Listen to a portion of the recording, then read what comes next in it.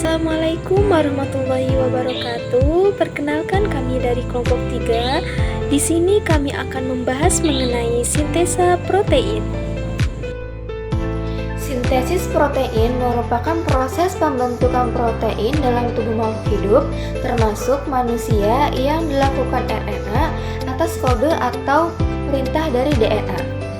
Sintesis protein berlangsung dalam inti sel, juga berada dalam ribosom yang merupakan organel sel yang ukurannya kecil dan padat, serta berfungsi sebagai tempat sintesis dalam sel eukariotik, tidak melibatkan DNA. Sintesis protein sebagai pembentukan molekul protein yang melibatkan sintesis asam amino. Proses ini terjadi dalam nukleus dan ribosom sel. Selain itu, prosesnya ini diatur oleh DNA dan RNA. DNA merupakan kumpulan materi genetik dengan satuan molekul yang disebut dengan nukleotida. Sementara RNA adalah materi genetik dengan basa nitrogen, adenin, guanin, sitosin, dan urasil. Penemuan sintesis protein. Sintesis protein juga dinamakan sebagai biosintesis adalah proses pembentukan partikel protein yang dalam prosesnya melibatkan sintesis RNA karena pengaruh DNA. Proses sintesis protein membuat DNA menjadi sumber pengkodean asam nukleat yang berubah menjadi asam amino.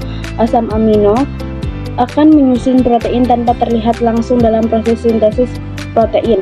Sebelum DNA dinyatakan sebagai materi genetik, protein sudah dikenal sebagai molekul organik dengan peran penting dalam proses pembentukan suatu molekul kecil menjadi molekul kompleks.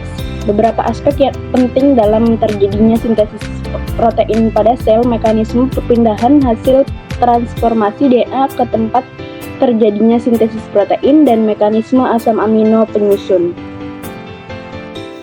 Selanjutnya ada mekanisme sintesis protein. Yang pertama itu transkripsi. Transkripsi merupakan proses mencetak RNA yang dilakukan oleh DNA. Terbentuk dibedakan menjadi 3.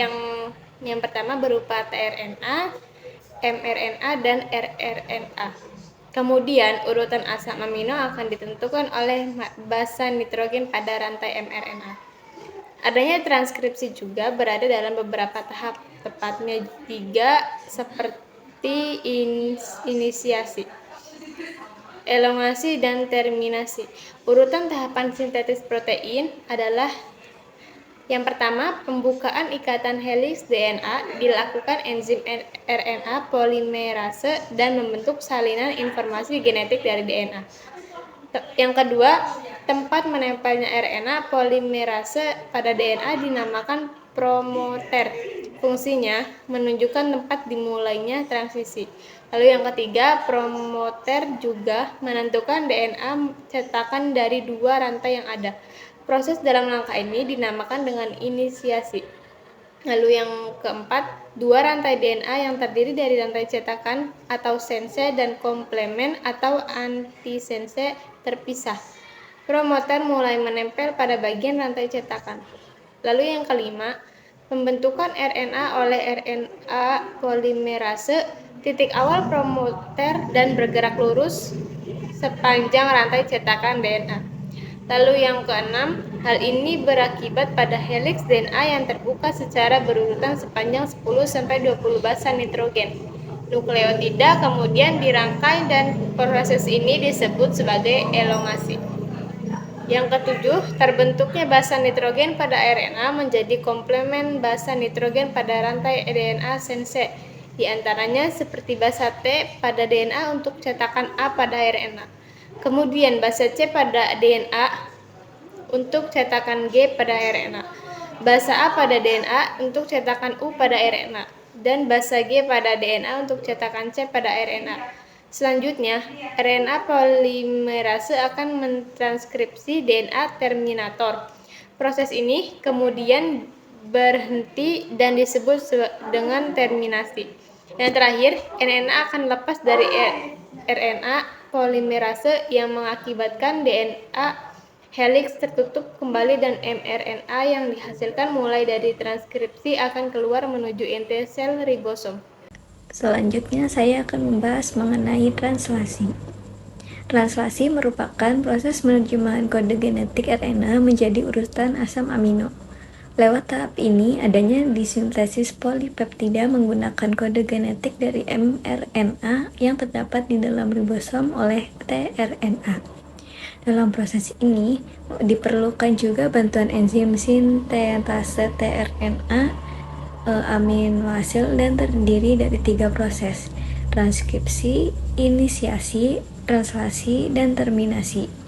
Berikut ukurannya.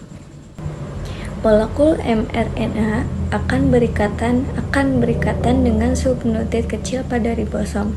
Tepatnya di ujung 5, barulah kemudian proses translasi dimulai.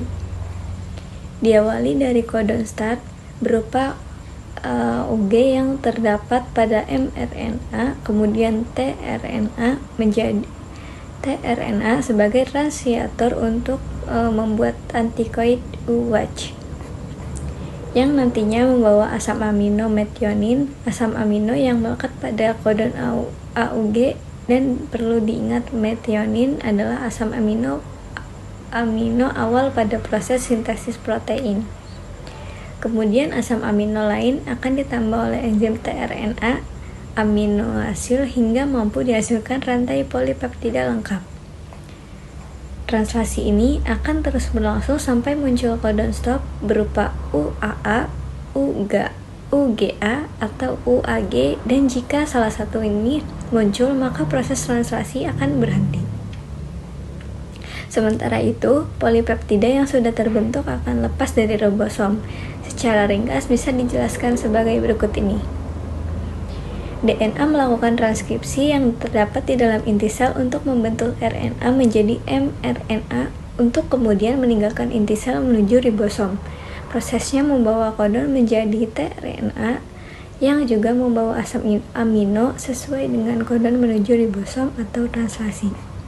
Asam amino dirangkai sesuai dengan kode genetik pada kodon yang membentuk senyawa polipeptida. Kemudian, tujuan dari proses sintesis protein adalah membentuk dan menyusun protein, kemudian dimanfaatkan di dalam tubuh, khususnya sebagai komponen penting dalam susunan tubuh makhluk hidup, seperti enzim, hormon, dan membran sel tubuh, yang merupakan hasil dari susunan protein pun, termasuk eritrosit yang memerlukan protein untuk mengikat oksigen. Kebutuhan protein dalam tubuh tak lepas dari pengaruh kualitas protein yang terdapat di dalam makanan. Karena itu, memenuhi kebutuhan protein ini dianjurkan untuk mengonsumsi protein hewani seperti daging, telur, susu. Meskipun sudah makan banyak, namun belum tentu makanan dikonsumsi mengandung protein yang digunakan di sintesis protein. Mungkin hanya itu saja yang dapat kelompok kami sampaikan. Kurang lebihnya mohon dimaafkan. Terima kasih atas segala perhatian. Wabillahi taufiq wal hidayah. Wassalamualaikum warahmatullahi wabarakatuh.